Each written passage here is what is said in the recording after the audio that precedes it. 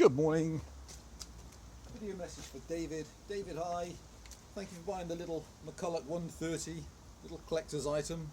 So before I put her in the box, I'll show her running one last time. So I'd love to say that I'm really proficient at starting some of the small top handle saws without the throttle lock, but I'm not. So you probably know more than me on this, but choke, kill switch.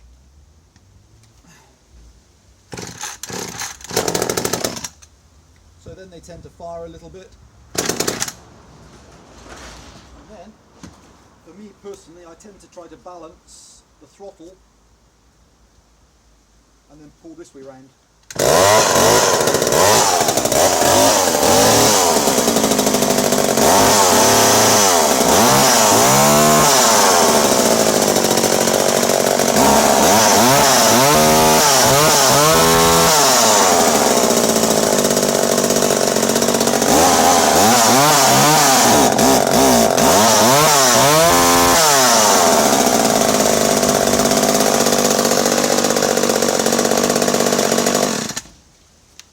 Thanks very much, David. Hope you love the saw. I hope we deal again. Bye for now.